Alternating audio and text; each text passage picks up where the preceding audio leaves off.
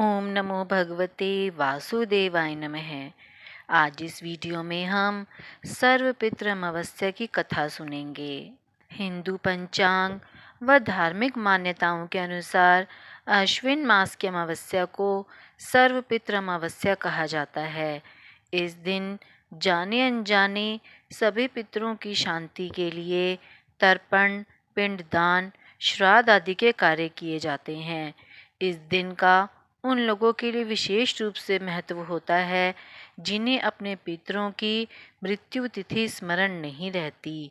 ज्योतिष मान्यताओं के अनुसार इस दिन उन समस्त पितरों के हेतु श्राद्ध कर्म किया जाता है जिनके परिजनों को अपने पूर्वजों की मृत्यु तिथि के बारे में जानकारी नहीं होती। हिंदू मान्यताओं के अनुसार जो व्यक्ति पूरे साल भर में श्राद्ध तर्पण नहीं करता, अगर वह भी इस तिथि पर श्राद्ध तर्पण कर लेता है तो उसे सभी तिथियों के श्राद्ध कर्म के समान पुण्य फल प्राप्त होता है। आइए सुनते हैं सर्वपितृ अमावस्या से जुड़ी पौराणिक कथा। पौराणिक समय में अग्निश्वात और बृहस्पति नाम के दो पितृदेव थे। उनकी मानसी कन्या थी अशोदा। अशोदा ने पितरों को प्रसन्न करने के लिए 1000 वर्ष तक बिना किसी विघ्न के तपस्या की। उसके तप से प्रसन्न होकर समस्त पितरगण अशोदा के समक्ष प्रकट हुए। उन पितरों में एक तेजस्वी पितृ अमावसु भी थे जिन्हें अक्षोदा बिना पलक झपकाए देखती रही। वो उनमें इस तरह मग्न हो गई कि उसने अपने पितरों की बातों को अनसुना कर दिया। पितरों द्वारा जब उसे वर मांगने को कहा गया तो अक्षोदा ने पितरों से कहा, हे भगवान, अगर आप मुझे वर देना चाहते हैं तो वरदान में आप मुझे स्वीकारें। मैं आपका संग चाहती हूँ।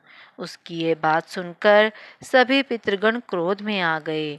उन्होंने अक्षोदा को वरदान की जगह श्राप दिया कि वो पितृलोक से पृथ्वीलोक पर जाएगी। पितरों के द्वारा ऐसा श्राप दिए जाने पर अक्षोदा उनके पैरों में गिरकर क्षमा मांगने लगी। यह देख पितरों को उस पर दया आ गई। तब पितरों ने दया भाव से उससे कहा कि श्राप के चलते तुम्हारा मत्स्य कन्या के रूप में जन्म होगा। भगवान ब्रह्मा के वंशज महर्षि पराशर उस मत्स्य कन्या को पति के रूप में मिलेंगे। उसके गर्भ से भगवान वेद व्यास जन्म लेंगे।